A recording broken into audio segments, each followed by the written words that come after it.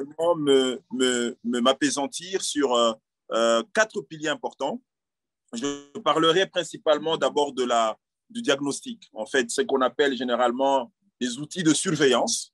Je vais m'appesantir sur la question de prise en charge, ok? Donc, dans les deux volets, donc la prise en charge médicale, mais aussi la prise en charge psychosociale. Je veux parler de la vaccination qui a commencé récemment et qui justement est en train d'intéresser tout le monde parce que c'est un outil très important. Autant on l'a utilisé en 1921 pour mettre fin à la propagation de la tuberculose, autant aujourd'hui la vaccination est un instrument très puissant pour pouvoir mettre fin à la propagation du coronavirus. Et je vais aussi parler de l'engagement communautaire, ok, parce que pour moi, ça reste un pilier très important. Je l'ai mentionné plusieurs fois, nous ne pouvons pas prétendre engager correctement cette lutte si la population n'est pas avec nous. Alors, commençons avec les outils diagnostiques. Alors, monsieur patient et chers collègues, ce que vous devez savoir, c'est que lorsque la pandémie a été annoncée en RDC, c'était le 10 mars 2020, et là, encore une fois de plus, avec une hypothèse que la pandémie aurait commencé un peu plus tôt, parce qu'on signalait déjà en décembre 2019 une série de syndromes respiratoires qui frappaient le pays. On pense que justement, on avait déjà, quand à Wuhan, la pandémie avait commencé, il était possible qu'on commençait déjà à vivre ces phénomènes ici. N'oubliez pas que la RDC est très intimement liée à la Chine de par les transactions commerciales, parce que quand Wuhan était en feu, ben, les Congolais allaient en Chine et revenaient. Donc, il est probable que la situation commençait déjà à se détériorer. Mais sur le plan épidémiologique, nous en tenons aucun index qui a été notifié le 10 mars. Alors, sur le plan diagnostique, ce qu'il faut remarquer, c'est trois principaux éléments. Le premier élément, c'est que lorsqu'on a commencé la riposte en mars 2020, seule la ville de Kinshasa était capable de poser le diagnostic. Nous étions qu'à ce niveau-là. Donc, encore une fois de plus, c'est là justement que l'on se réveille un peu tous. L'on se rend compte de l'utilité d'avoir un Institut national de recherche biomédicale fonctionnel. On se rend compte que malheureusement, nous n'avons pas beaucoup investi dans le laboratoire parce qu'il n'y avait que l'INRB qui posait le diagnostic. Et c'était très difficile. Rappelez-vous, lorsque vous vous faites dépister pour recevoir vos résultats, vous pourriez attendre une semaine, 2 semaines, très faible à telle enseigne que tout prélèvement, tout cas suspect devrait être confirmé à Kinshasa. Ce qui a rendu justement ces débuts très difficiles. D'accord?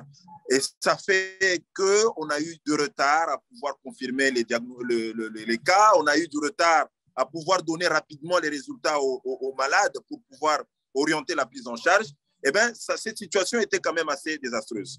Alors, le deuxième volet ou la deuxième situation sur le volet diagnostic, c'est en fait, si vous regardez bien, entre mars et avril, on a vu 6 provinces être touchées. Donc, très rapidement, en mars, on a eu déjà un cas à Kinshasa. Le 23 mars, on déclare l'état d'urgence. Tout de suite, on a un cas à Bukavu. Après Bukavu, on a un cas à Ituri. Après, à Ituri, nous avons eu un cas au Kwilu. Et paf, on est parti. D'accord? Mais dans la suite qui suivait le mois d'avril, on se rend compte justement que de plus en plus, le pays a fait un effort pour déployer d'autres sites de diagnostic. Les provinces n'envoyaient pas seulement les résultats, les échantillons à Kinshasa. On voyait maintenant, par exemple, qu'à Goma, on pouvait poser le diagnostic. Qu'au Congo central, on pouvait poser le diagnostic. Qu'à Lubumbashi, on pouvait poser le diagnostic. Il faut avouer quand même qu'un effort a été fait pour faire en sorte que l'on ne soit pas seulement lié à Kinshasa et surtout qu'à l'époque, rappelez-vous, nous étions dans un contexte de confinement. Il était tout à fait difficile que les échantillons arrivent facilement à Kinshasa parce qu'on avait coupé Kinshasa du reste du monde et des provinces. Oui. Mais, est-ce que vous m'entendez? Oui. Aujourd'hui, docteur, est-ce qu'on va dire que le tableau qui nous est présenté par l'équipe de la riposte en disant, par exemple, qu'on a environ 45 000 personnes qui sont infectées et environ 800 morts, est-ce que ce tableau-là reflète la réalité? En réalité, nous avons, pour aller sur la question de diagnostic, monsieur patient, notre système de surveillance n'est pas très sensible parce que nous n'avons pas une bonne couverture. En d'autres termes, moi je le dis en tant qu'analyste et spécialiste en santé publique, ça fait plus de 20 ans que je travaille dans la lutte contre les maladies. nous avons une situation de sous-notification. La situation que vous voyez là, c'est une situation qui traduit les personnes qui ont la possibilité d'être détectées. Ça veut dire les personnes qui arrivent au niveau des centres de dépistage. N'oubliez pas qu'il y a beaucoup de qui sont dans la communauté, mais qui n'ont pas la possibilité d'arriver au centre de dépistage. Mais n'oublions pas aussi que nous n'avons pas suffisamment de centres de dépistage déployés à travers le pays.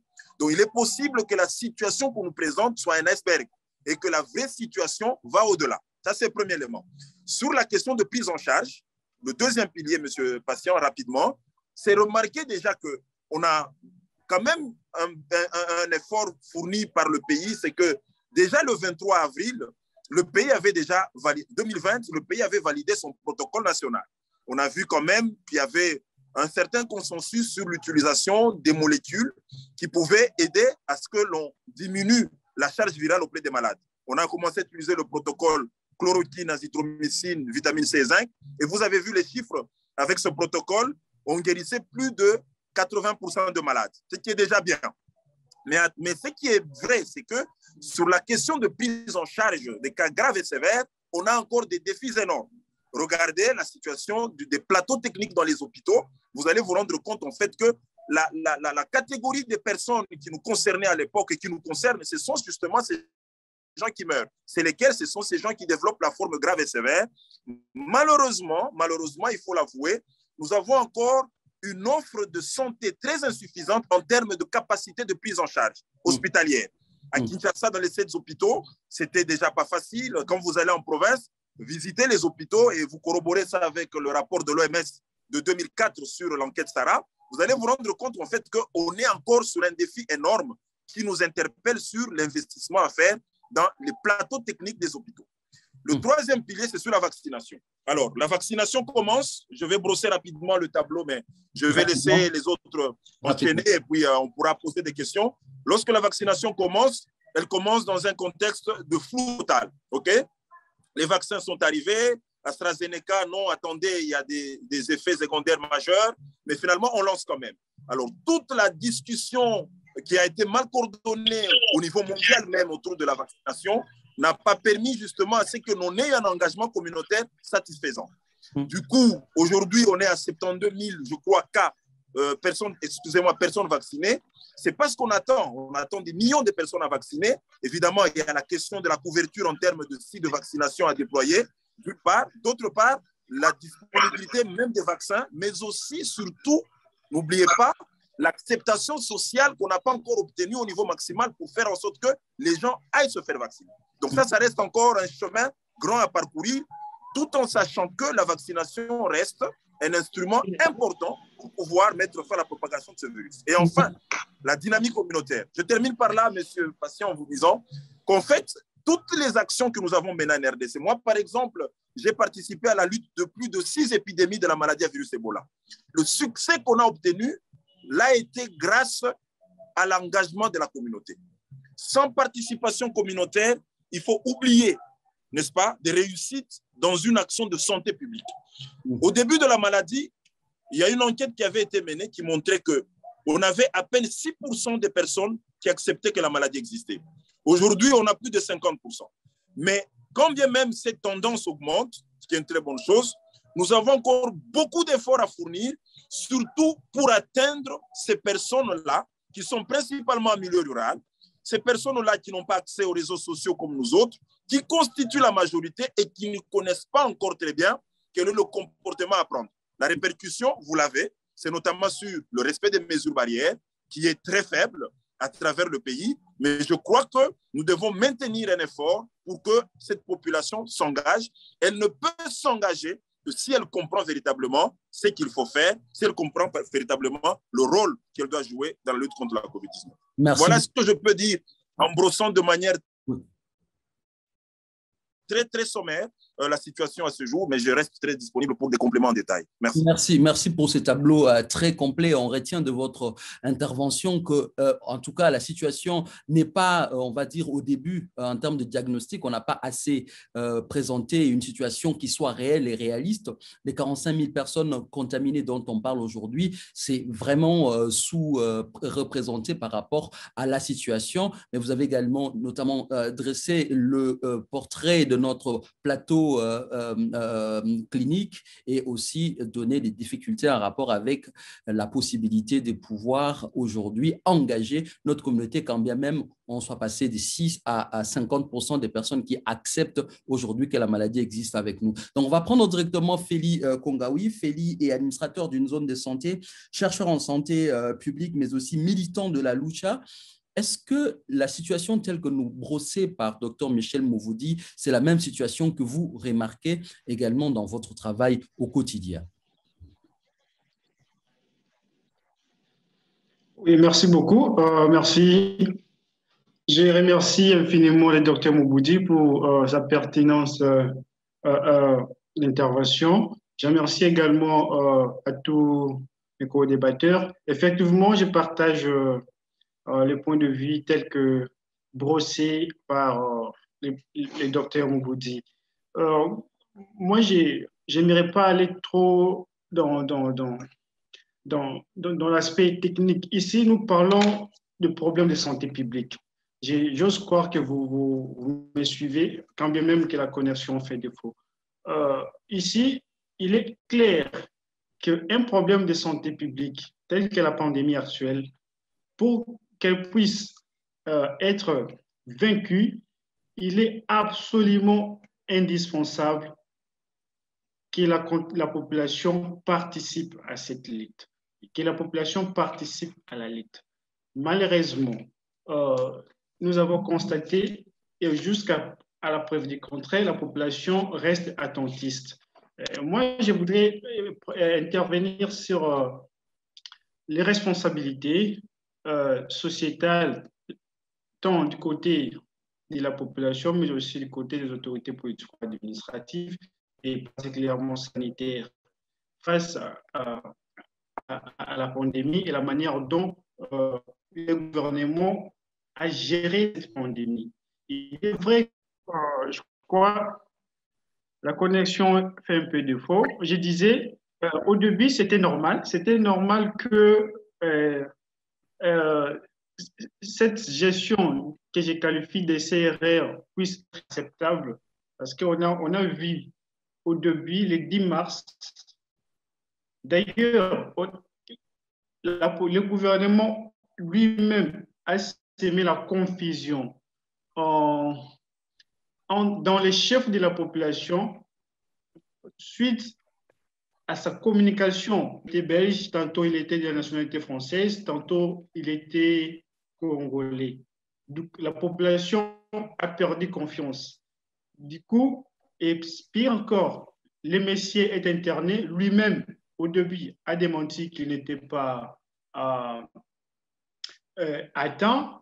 Il y a eu les politiques, un certain nombre de politiques, que je ne voulais pas citer les noms, ont contribué, et aussi, ces politiques ont contribué à la désinformation. Du coup, ça a créé les doutes dans le chef de la population. Or, tout problème de santé publique, comme nous le savons, sans les soutiens, sans communautaires, sans au bon résultat. Mais aussi, n'oublions pas, il y a eu ce que nous appelons les déclarations que je qualifie d'alarmistes de la communauté internationale. Quand on voit l'OMS, on voit les chaînes beaucoup plus internationales que nous, les médias internationaux que nous, en RDC, nous avons l'habitude de suivre, envisager donc parler des catastrophes. Malheureusement, au fur et à mesure que la situation évolue, la population ne constate pas ces catastrophes. Et cette situation a renforcé les doutes dans les chefs de la population, mais aussi en interne. Vous allez remarquer les autorités politico-administratives du fait qu'ils tâtonnaient dans leur façon de gérer la pandémie. À un certain moment, ils ont arriver à prendre des décisions qui, visiblement, devraient faire en sorte que la pandémie soit propagée de manière extrêmement considérable. Non, la population s'attendait à une contamination en masse, ce qui n'est pas le cas. Donc, il y a encore un élément très important. Je ne sais pas si c'est une coïncidence ou pas, c'est à chacun. Mais ici, vous voyez au début, les 6 mois de mars, donc on prend les 4 mois, de mars à juin, voire même juillet, 90% des victimes de la COVID-19 en RDC et en Kinshasa en particulier sont des autorités haut placées, ou soit sont des personnalités politiques haut placées.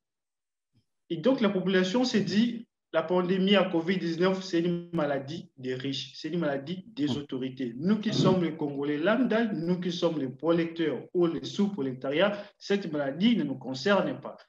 Merci. Or, on va avancer. Ouais, on va avancer. Je reviendrai vers vous, Félix Kongaoui. Je rappelle que vous êtes administrateur d'une zone de santé, mais également chercheur en santé publique et militant de la lucha. Vous nous brossez également les doutes qui sont nés, on va dire, dans le chef de la communauté de notre population par rapport justement à une communication défaillante de la part des autorités, mais aussi une prise en charge qui n'a pas, en tout cas, suivi, on va dire, un ordre normal pour permettre à tout le monde de pouvoir suivre. On va revenir vers vous, mais on ira directement voir Chantal Faïda, qui est activiste sociale, experte en genre et droits humains, directrice générale de RAC ASBL et fondatrice de OUEMA ASBL.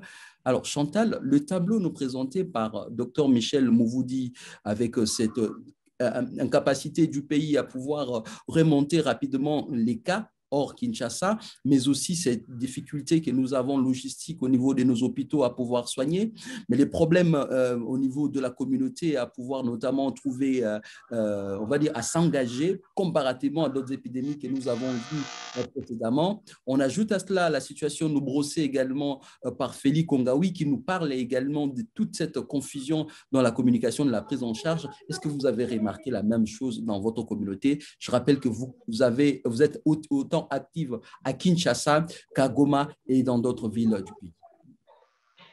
Merci beaucoup, Patient, et bonjour à tous les téléspectateurs et auditeurs de Actualité CD. Je salue également la pertinence des interventions de Dr Michel et M. Félix. Moi, j'aimerais commencer par 3 questions. La première, c'est de savoir, nous sommes à la 3e vague, mais j'aimerais savoir si notre pays possède une loi ou un cadre légal pour prévenir et lutter la pandémie de COVID-19. Je préfère que Alfred qui est là, qui note déjà cette question, qui est une très belle question par rapport, comme Alfred est également juriste, il pourra également rebondir sur cette question. La deuxième, allez-y. La deuxième, c'est de savoir quel bilan nous faisons de la première et deuxième vague. Parce que là, nous sommes à la 3e vague, mais visiblement, rien n'a été fait. Et il n'y a pas eu de sanctions par rapport aux responsables qui étaient en charge de la riposte. C'est-à-dire que s'il y avait un échec, on devait voir des personnes interpellées et savoir pourquoi on a échoué. Et la 3e question, c'est de savoir pourquoi nous sommes à la 3e vague, mais les patients continuent à aller vers l'hôpital. Et donc, l'hôpital n'est pas allé vers les patients jusqu'à ce jour. Alors que nous savons très bien que la plupart des Congolais ont une phobie de l'hôpital, ont une phobie de la blouse médicale. Donc, il fallait qu'on puisse changer de stratégie, c'est-à-dire que l'hôpital aille vers les patients dans toutes les communautés. Et donc, je m'en vais expliquer que notre pays a une constitution et nous avons 2 articles majeurs. L'article 16 qui parle de la sacralité de la vie humaine et de l'article 47 qui parle du droit à la santé. Donc, ça fait référence aux responsabilités étatiques et aujourd'hui, nous ne voyons pas l'implication des pouvoirs publics. C'est devenu une affaire du personnel soignant alors que c'est un phénomène des sociétés où tous les acteurs, tant sociaux, politiques, religieux et culturels, devaient être impliqués. Mais aujourd'hui, si vous allez, vous promenez votre micro, vous posez la question à la population sur la pandémie Covid, ils vous diront que c'est l'affaire des médecins, alors que c'est nous tous qui vivons les conséquences. Donc, ce n'est pas une affaire des médecins, ça doit cesser de l'être. Ça doit être une affaire des sociétés, une affaire communautaire. C'est ainsi que du point de vue prévention, moi, je déplore le fait que jusqu'à ce jour, on n'a pas encore généralisé les tests COVID dans tous les hôpitaux. Nous avons une liste de quelques hôpitaux, que ce soit à Kinshasa ou dans d'autres villes, qui peuvent donner les tests, qui peuvent faire les tests à la population, alors qu'on sait que la maladie circule et elle ravage et personne ne sait. Donc, nous sommes tous des séro-ignorants. En même temps, nous sommes des porteurs de cette maladie. Et c'est ce qui est grave. Quand on ne connaît pas son état, on propage à une vitesse inimaginable. Tandis que si l'on connaît son état, il est très facile de se mettre en quarantaine et de protéger la population. Mais quand on a quelques hôpitaux qui sont à des longues distances, qui ne sont pas accessibles, on peut les dire, alors qu'il y a des centres de santé dans presque chaque quartier, que ce soit partout, même s'ils n'ont pas tout l'équipement moderne possible, mais s'ils avaient des tests, à ce moment, on connaîtrait l'état de toute la population et on aurait les bons chiffres et on aurait une meilleure prise en charge. Merci. Merci Chantal. On reviendra à toi avec des très belles questions que vous avez relevées, mais également des pistes de solutions que vous avez commencé à donner. Alfred, je disais, eu égard aux présentations nous faites par Michel, docteur Michel Félix Kongaoui, et également avec Chantal aujourd'hui, quelle est la situation par rapport à ce que vous avez suivi et par rapport aux différentes mesures que nous avons notamment développées ici? Alors, merci. J'espère que vous m'entendez bien. Je préférerais commencer par répondre par la question de ma très chère amie Chantal, qui a posé la question de savoir s'il existerait en RDC une loi qui couvre le secteur de la santé publique. Exactement, il y a une loi qui existe. C'est la loi numéro 18/035 du 13 décembre 2018 fixant les principes fondamentaux relatifs à l'organisation. Que cette loi, de mon point de vue, quand je regarde avec l'œil du chirurgien juriste, c'est une loi qui porte en elle-même les germes de sa destruction, parce qu'elle renferme plusieurs incongruités et entretient plusieurs contradictions. Je vais commencer par dire que cette loi, parmi les innovations qu'elle porte, il y a le droit d'accès aux vaccins efficace et sûr grâce à un financement durable. Je cite la loi et c'est ce que la loi dit. Quid de la vaccination en RDC? D'abord, il s'est agi d'un don. Nous n'avons pas pu financer l'achat du vaccin qui est en réalité tel que défini à l'article 3 de la même loi, points 45 et 46, vise l'immunisation de la population, donc de ses destinataires. Bon, pourquoi je parle de la contradiction? Parce que la difficulté que nous entretenons, que nous percevons souvent dans la rédaction de la loi, c'est que les principes légistiques ne sont pas suffisamment respectés. Je ne sais pas si c'est par précipitation ou simple besoin de couvrir certains domaines, mais on dégage des prétentions qu'on n'est pas à même de résoudre. S'agissant du vaccin, la Constitution, d'abord je dis c'est une loi inconstitutionnelle. Pourquoi inconstitutionnelle? Parce que la Constitution, en son article 47, élève la santé, les droits à la santé, comme un droit fondamental. Le droit à la santé est organisé par une loi. C'est ce que dit le deuxième alinéa de cette disposition constitutionnelle. Mais la loi qui organise un droit pose le droit d'être vacciné en une obligation. L'article 91 de la loi dit que la vaccination est obligatoire pour toute personne résidant sur le territoire national et pour toute personne entrant ou sortant. Ce qui veut dire que nous sommes tous obligés d'aller nous faire vacciner. quand on va aussi, en tout cas, il y a quelque chose qui a fait polémique. Pourquoi nous faire vacciner si la même loi dit que nul ne peut entreprendre un projet sur un sujet humain s'il n'est pas en mesure d'en prévoir les risques potentiels? Une obligation, on m'impose la vaccination en obligation, mais on n'est pas à même d'assumer les risques potentiels que cette vaccination peut emporter. Ça devient une difficulté de santé publique, une difficulté de droit de la santé publique. Donc, c'est une contradiction que le législateur n'a pas pu éroder. Or, pour avancer, la charte de l'OMS sur la santé, les questions de la santé publique, dit clairement, en termes de ses recommandations, que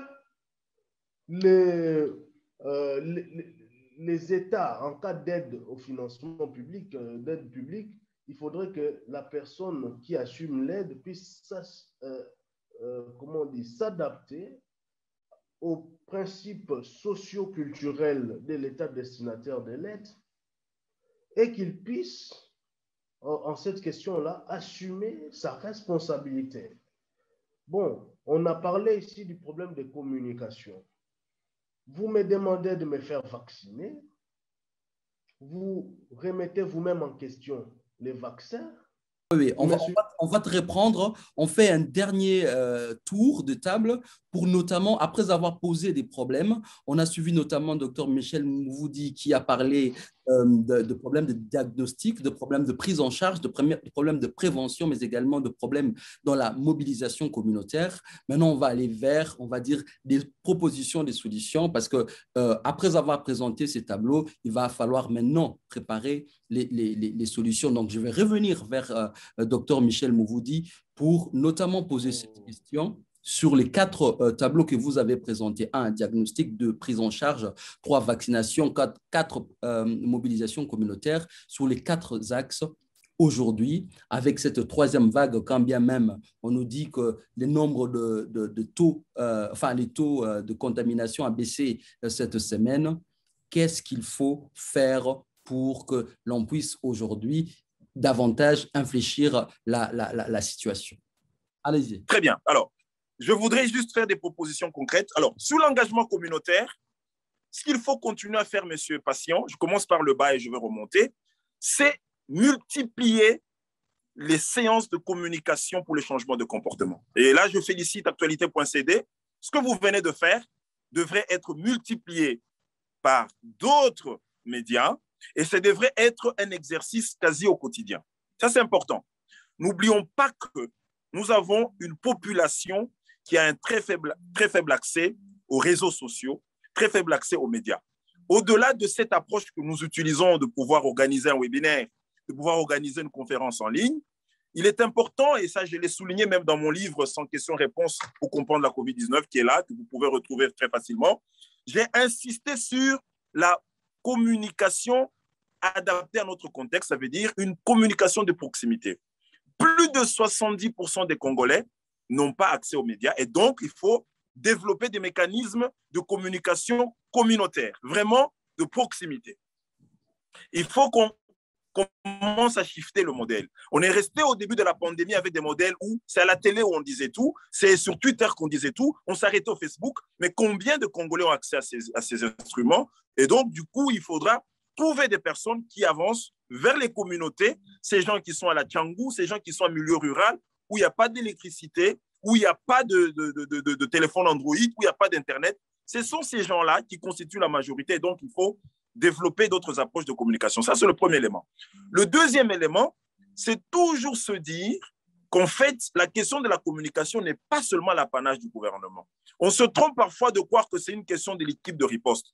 C'est une question collective. Je crois que notre collègue l'a mentionné. Les responsabilités dans cette affaire de COVID-19 sont des responsabilités partagées. Il faut justement que les leaders d'opinion, les pasteurs, la société civile, il faudra voir les chefs coutumiers, toute personne qui a l'oreille quelque part de la population doit s'investir.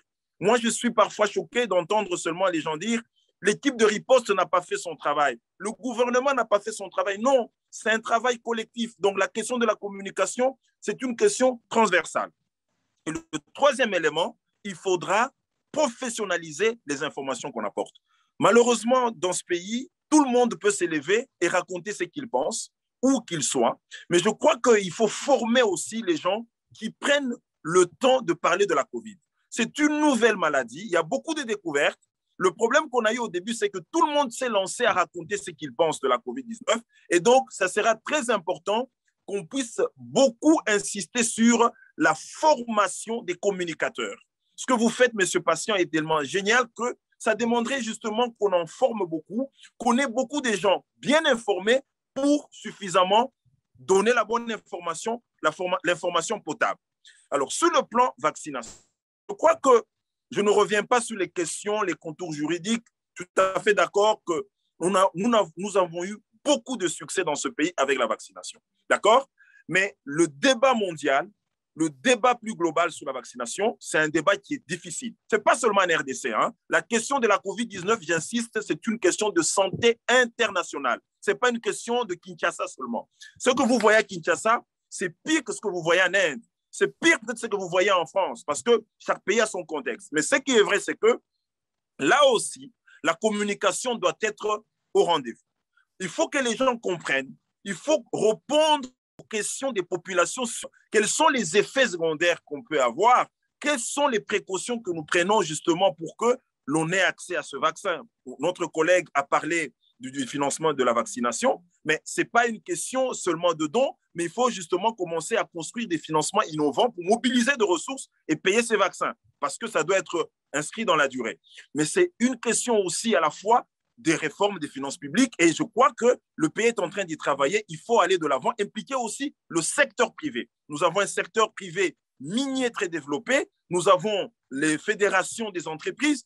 Justement, il faut lever aussi des fonds privés pour voir comment soutenir la vaccination. Mais on ne va pas seulement déployer les sites de vaccination. Il faut que la population vienne. On a vu dans beaucoup de pays, dans beaucoup de provinces, on a ouvert des sites, les gens ne venaient pas. On peut amener des vaccins, les vaccins peuvent périmer si les gens ne les utilisent pas. Donc, un effort à faire sur l'offre est important, mais il faut faire un effort sur la demande. Parce que ça sert à quoi? Nous avons eu, par exemple, au début de la pandémie, plutôt quand on a lancé la vaccination, on avait eu plus d'1 million de doses. Pourquoi on ne les a pas utilisées? Parce que les gens ne les ont pas utilisées. Donc, autant on travaille sur l'acquisition de vaccins, autant n'oublions pas le bras communication pour le changement de comportement. Je suis content aujourd'hui de voir qu'on a dépassé les 70 000 personnes vaccinées, alors que jadis, on était à 10 000, 3 000, 4 000. Ça montre que le changement est en train de venir. Il sera progressif, mais il sera aussi tributaire de l'effort collectif que nous allons faire avec le gouvernement pour amener les gens à élaguer les doutes, à répondre à leurs questions, à pouvoir leur dire, écoutez, comme on a vacciné contre la rougeole, comme on vaccine contre l'Ebola, ça a été le même défi. Comme on vaccine contre la fièvre jaune, c'était le même défi. Aujourd'hui, voilà ce qu'on peut faire avec la COVID. Merci beaucoup. Alors, sur la question de prise en charge, ouais. Je voudrais d'abord souligner, monsieur Patient, je termine par là rapidement, qu'en fait, nous devons investir dans nos hôpitaux. Je l'ai toujours mentionné. La situation de la prise en charge qu'on voit aujourd'hui dans nos hôpitaux, c'est tout simplement la traduction de notre faible investissement dans les réseaux hospitaliers. Regardez déjà avant la COVID, notre système de santé était très faible. Nous n'avons pas suffisamment investi dans l'offre au niveau des hôpitaux. Donc, les gens attendaient quel miracle? Regardez les hôpitaux que nous avons à travers le pays, les plateaux techniques sont très faibles. La COVID est venue seulement révéler un problème qui existait. Donc, si nous voulons aller de l'avant et pouvoir se préparer aux prochaines épidémies ou pandémies, investissons nos moyens dans les hôpitaux. Nous avons eu l'argent dans ce pays. En 2015, la RDC était parmi les premiers producteurs de cuivre. Nous avons connu des croissances très bonnes dans ce pays. Combien d'hôpitaux avons-nous mis en place? Combien de réanimations avons-nous mis en place? Combien de laboratoires avons-nous construits? Vous voyez, comme la santé est une priorité, cette priorité doit se traduire par les moyens qu'on y alloue. Donc ça va devenir un travail à faire pour construire des systèmes de santé résilients. Ça va de pair avec le diagnostic. Nous voulons que les gens, j'ai entendu ma collègue dire on doit avoir des tests partout. Ça demande de l'argent. Donc, il faut mobiliser des ressources pour pouvoir acheter des tests, les déployer, former du personnel. Et ça, c'est une question de politique de santé qui devrait placer la santé en priorité en termes de tout le monde et pas seulement l'engagement du gouvernement. Voilà un peu, grosso modo, les quelques recommandations que je ne cesse de répéter à mes étudiants, que je ne cesse de répéter dans les médias, en disant, attention, il faut passer à des réformes structurelles pour arriver justement à tirer les grandes leçons de cette pandémie et construire un système de santé résilient plus tard. Merci. Merci, docteur. On va terminer cette partie. On voit très bien qu'on a l'intérêt et là, la matière et également, les défis sont là. Tant que l'on n'aura pas terminé, on ne sera pas arrivé à bout de cette pandémie. Donc, ce sera intéressant de pouvoir vous avoir avec nous pour continuer à échanger autour de ces questions et davantage mobiliser la communauté autour. On va prendre Félix Kongaoui en 1 minute, s'il vous plaît, 1 minute. Qu'est-ce qu'il faut faire eu égard à ces tableaux pour terminer? On avait 45 minutes, on vient de les épuiser. Je vous en prie, Félix.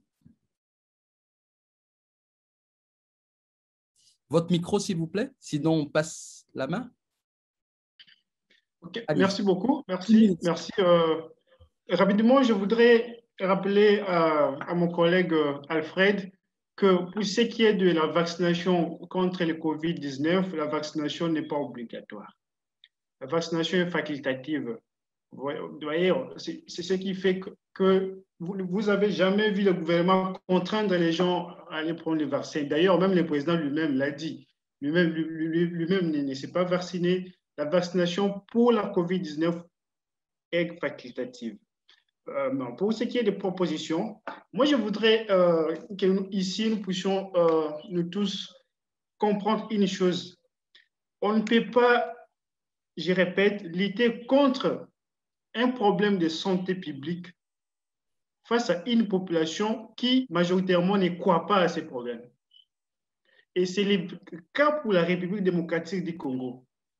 La population congolaise, dont la majeure partie ne croit pas à l'existence réelle de la pandémie à COVID-19. Et d'ailleurs, c'est en 2000... Maintenant, la question, c'est de savoir comment on fait pour davantage rendre cette population plus engagée. Effectivement. Donc, je me joins à la proposition qui venait d'être faite par les docteurs. Michel Mouvoudi. Le problème, c'est les relais communautaires. Les systèmes de santé en RDC, c'est un système pyramidal du sommet en bas. Mais pour ce qui est de la prise en charge, je pense qu'il est important qu'on commence en bas au sommet. Les relais communautaires, donc on commence par les infirmiers au niveau des postes de santé, centres de santé de référence, les hôpitaux, les zones de santé, les divisions professionnelles sanitaires jusqu'au sommet. Il faut que chacun joue son rôle. Tant qu'on va continuer à publier dans les comptes Twitter, à faire des émissions à la RTNC, je rappelle, seuls 10% de la population congolaise ont l'accès à l'électricité.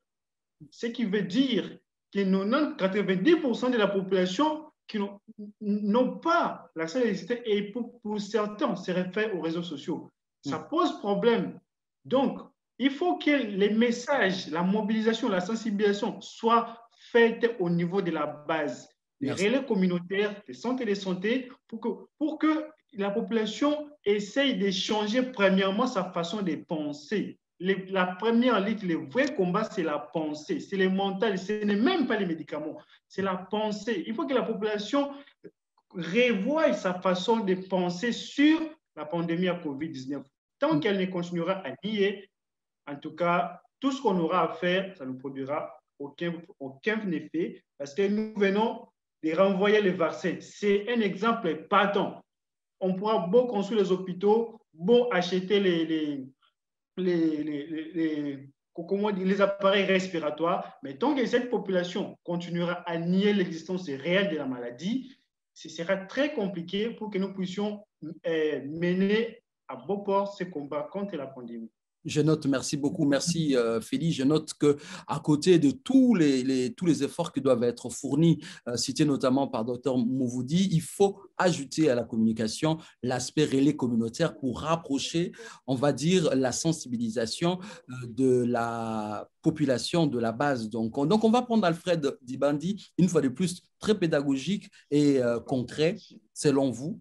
Les mesures ont été prises par le gouvernement, par les autorités, et on voit très bien que, comme l'a dit Dr Michel, ces mesures-là arrivent quand même à avoir quelques effets. Et selon vous, aujourd'hui, qu'est-ce que nous devons faire pour davantage avoir plus d'impact dans la lutte contre le coronavirus dans notre pays? Oui, merci, cher patient. Merci à tous, surtout l'intérêt que Félia a accordé à mon intervention de tout à l'heure. J'étais en train de poser une réflexion syllogistique pour démontrer les incongruités de nos lois, des lois qui nous organisent. Une loi qui rend la vaccination obligatoire, ça c'est le terme de la loi, je ne l'ai pas inventé, elle est publiée au journal officiel. Pourtant, la Constitution l'établit en droit. Donc, un droit n'est droit que lorsqu'il est exercé. Ça, c'est d'abord la première incohérence. Et ce qui est plus grave, c'est-à-dire sur le plan juridique ou législatif, on a même pénalisé l'entrave aux opérations sanitaires. C'est puni par l'article 133 de la loi sur la santé publique. Et on dit même celui qui vend les vaccins, obtient les vaccins contre un paiement, est puni de la même peine. Donc, nos lois organisent les choses et nos lois ne sont avantageuses que lorsqu'elles vont dans le sens de nos intérêts. C'est ça l'incongruité. Aujourd'hui, en termes de recommandations, il faut commencer d'abord par demander à nos députés d'adapter les lois avec les aspirations sociales, avec notre, notre conception, perception anthropo-sociétale de nos réalités vécues. Ça, c'est une chose. Docteur Michel Mouvoudi a soulevé un aspect très important pour dire qu'il s'agit là d'une question de santé publique internationale. Je suis totalement d'accord avec lui qu'il faut que des efforts soient engagés au niveau international, régional, mais aussi national. Et s'il faut que des efforts soient engagés au niveau national, c'est-à-dire le génie congolais doit porter au pinacle ces chercheurs en matière de santé biomédicale. Il faudrait que le Manacovid puisse être un produit qui sera vendu, de mon point de vue, à l'étranger. Je vois le président en train de faire des efforts, notamment pour l'agence africaine de la pharmacie. Je ne connais pas la vraie dénomination. Je voudrais qu'en termes de recommandations, que l'Afrique puisse vendre son génie. L'intelligence africaine doit avoir un mot à dire face au cours de l'histoire.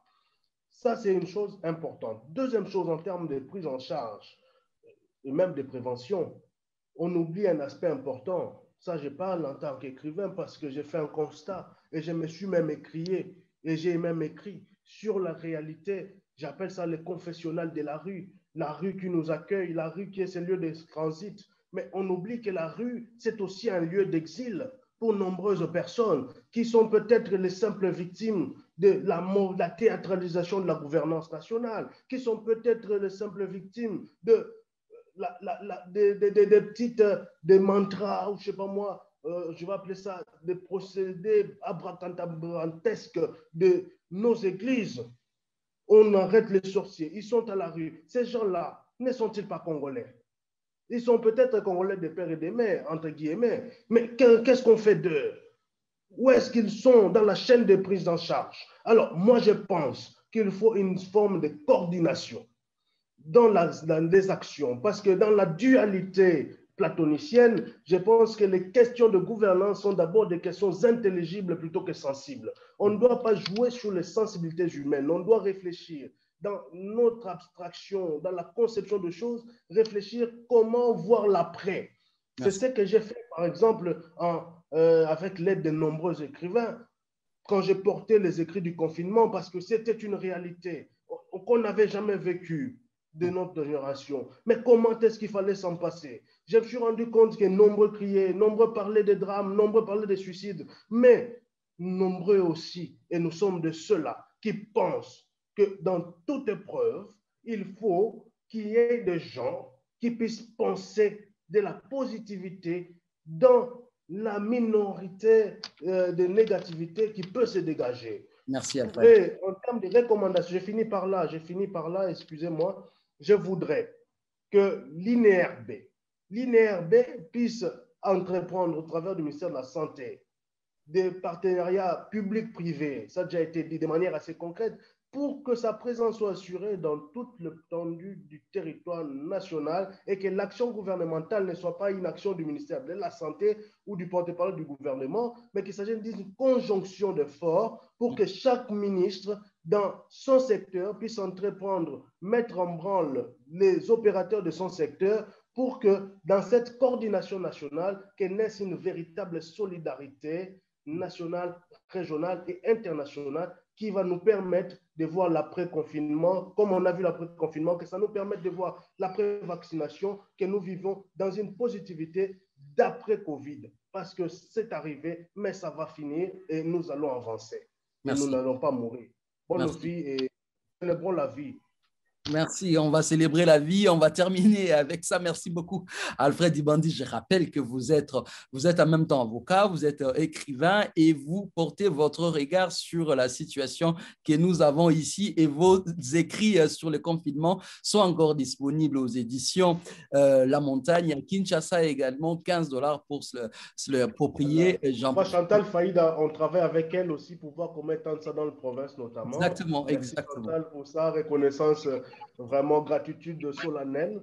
Et pour le lieu de vente, c'est la Halle de la Gombe, librairie de la Halle. Super. Voilà. Merci. On va terminer avec Chantal. Justement, vous avez posé 3 questions auxquelles vous avez tenté de répondre, mais aussi nos différents panélistes ont également contribué à la réponse. Mais aujourd'hui, nous allons terminer par là avec vous, concrètement. S'il y a des recommandations, ce seraient lesquelles? Merci beaucoup, Patient, et merci à tous les intervenants. Je voulais ajouter que quand je parlais de la loi, je parlais de la loi de prévention et de lutte contre la COVID. Donc, nous avons une loi pour la santé, c'est bien, mais on a besoin aussi d'une loi pour prévenir et lutter contre la COVID. Autant il existe des lois pour les secteurs, par exemple, VIH-Sida, il existe des lois pour toutes sortes de pandémies ou d'épidémies. On a besoin aussi d'une loi qui sera un cadre légal qui pourra orienter tous les autres acteurs sur quelles sont les responsabilités de qui, jusqu'à quel niveau, et qui voir en cas d'échec et comment remplacer. En termes de recommandations, j'aimerais d'abord recommander à notre gouvernement et à tous les acteurs intervenant dans les secteurs de pouvoir mettre au point une stratégie de lutte contre la pandémie. Et on ne peut pas comprendre qu'en pleine pandémie, nous faisions face à des grèves du personnel soignant, que ce soit les infirmiers, que ce soit les médecins. Imaginez la catastrophe que cela a créée dans tous nos centres soignants. C'est vraiment inconcevable. C'est la raison pour laquelle, si nous avions un cadre de concertation, société civile, acteurs institutionnels et acteurs sanitaires, ce genre de grève devait être résolu. Donc, ça ne devait même pas avoir lieu parce que la société civile devait s'approprier la lutte des infirmiers et des médecins et montrer au gouvernement que l'opportunité de la grève n'était pas là. Il fallait en urgence répondre à leurs besoins. L'autre proposition, c'est de pouvoir recourir à l'approche de la vaccination des routines pour les enfants, par exemple. Nous avons vu des personnels soignants aller de maison à maison. C'est-à-dire qu'il y aura toujours une réticence de la population face au vaccin et on a besoin de voir les personnels soignants, l'hôpital, aller vers les patients, aller vers les malades, expliquer. Et là, de porte en porte, notre pays ne manque pas de ressources. Nous avons toutes les ressources qu'il faut, mais on a un problème de gouvernance, comme l'a bien dit Alfred. C'est la raison pour laquelle tout ce qui concerne vaccination, parce que qui dit vaccination dit une meilleure prévention. Et moi, je soutiens cette vaccination, mais on a besoin de voir les vaccinateurs passer de porte en porte. Ça ne sera pas obligatoire, oui, mais au moins, les personnes vulnérables pourront voir un personnel soignant directement et poser toutes les questions possibles. Et en dernier lieu, j'aimerais déplorer le fait qu'aujourd'hui, la prise en charge des malades COVID a cessé d'être gratuite.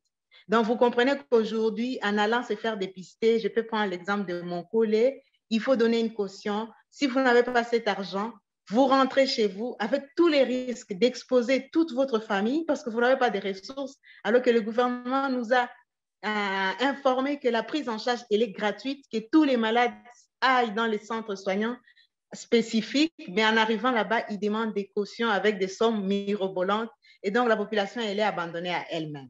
Et par rapport aux messages, j'aimerais que tous les messages de communication soient traduits, soient adaptés aux couches sociales. Ce n'est pas les mêmes messages de gestes barrières qu'on va donner en français ou on va donner aux adultes qu'on pourra donner aux personnes de troisième âge, aux personnes malentendantes, par exemple. Jusqu'aujourd'hui, on n'a pas un kit adapté aux personnes vivant avec un handicap, un kit de sensibilisation. Donc, les cas de concertation, je demande au secrétariat de la riposte, au secrétariat technique, aux acteurs locaux d'accueillir. Parce que jusqu'aujourd'hui, moi, par exemple, je cherche l'information pour que j'aille vers la structure que je dirige avec une information reçue de la source. Mais ils ne sont pas accessibles. Ils sont très, très occupés parce qu'ils n'ont pas formé des paramédicaux. Tout le monde ne peut pas avoir accès aux autorités de la riposte, mais si on avait des équipes qui étaient formées et qui sont disponibles à donner l'information à temps utile 24 heures sur 24. Et la dernière recommandation, par exemple, les numéros verts des sociétés de télécommunications fonctionnent très bien. C'est-à-dire qu'ils ont environ 2 millions d'abonnés ou je ne sais pas 5 millions, mais chacun a la possibilité d'avoir les services clientèle. Pourquoi on ne peut pas recourir à ces télécommunications pour qu'il y ait un numéro qui passe et qui donne l'information fiable, vérifiable à toute la population, voulais-je dire. Donc, c'est un peu là. Mon plaidoyer, c'est vraiment que la prise en charge soit gratuite, que la vaccination aille de porte en porte et également qu'il y ait une loi anti-Covid. Merci infiniment. On arrive à la fin. Je dirais un grand merci à tous nos panélistes. Aujourd'hui, nous avons reçu pour vous, on va dire, tous ces panélistes pour parler prévention, vaccin, prise en charge, comment modifier les cours de la pandémie avec les efforts des uns et des autres, pas simplement les efforts de l'équipe de riposte, mais également partout où nous nous retrouvons, comment on arrive justement à pouvoir contribuer parce que cette pandémie a fait des victimes et ces victimes, on le retrouve également dans nos familles, dans nos maisons, parmi nos proches. Et pour en parler aujourd'hui, j'ai reçu pour vous Dr Michel Mouvoudi, qui est expert en santé publique, qui est également auteur de 100 questions et réponses pour comprendre la COVID-19. Il est enseignant et chercheur en système de santé, à qui je dis un grand merci en espérant l'avoir encore très bientôt pour un nouveau numéro. Merci beaucoup, docteur. C'est moi qui vous remercie, monsieur Patient. Et enfin, on a eu également le plaisir d'avoir autour de cette table virtuelle Alfred Dibandi, auteur, enseignant, avocat, auteur des écrits du confinement aux éditions de La Montagne, 15 $, on le rappelle encore. Avec lui, on a évoqué notamment les mesures qui ont été prises à l'aune de la législation. Il a également fait le plaidoyer pour avoir notamment la prise en compte de nos amis et ces personnes qui sont parfois dans la rue et à qui on n'a pas, vers qui on ne développe pas une vraie stratégie pour pouvoir les intégrer dans la stratégie. Il a évoqué également les incohérences qu'on retrouve dans notre loi et que nous devons adapter, donc un cadre légal à adapter pour notamment avoir une possibilité de pouvoir être cohérent dans nos actions également par rapport à nos textes. Alfred Dibandi, je vous dis un grand merci. Merci Patient, merci à tout le monde, à ceux qui nous suivent via Zoom, via Facebook et autres plateformes sociales. Merci.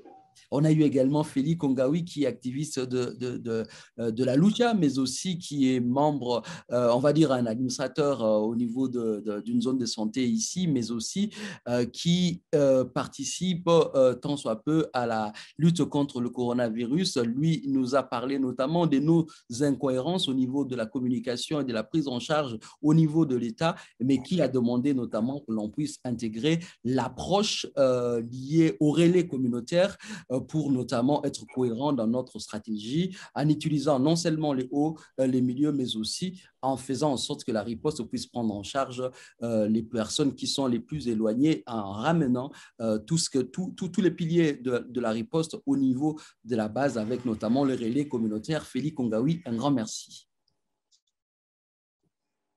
Merci, c'est à moi de vous remercier. Je remercie tous les panélistes. Ça a été pour moi un honneur de participer à cet échange citoyen et je pense que ça ne sera pas la dernière fois.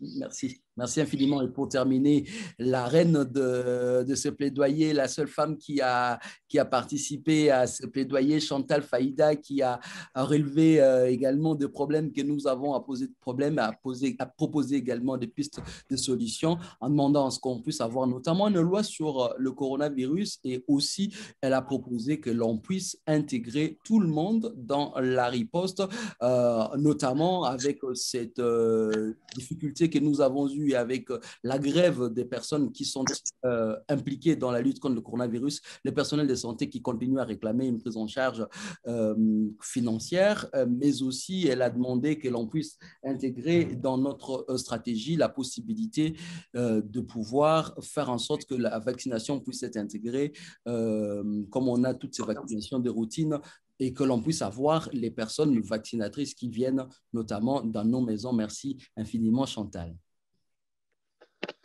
Tous les plaisirs étaient pour moi. Merci beaucoup à tout le monde.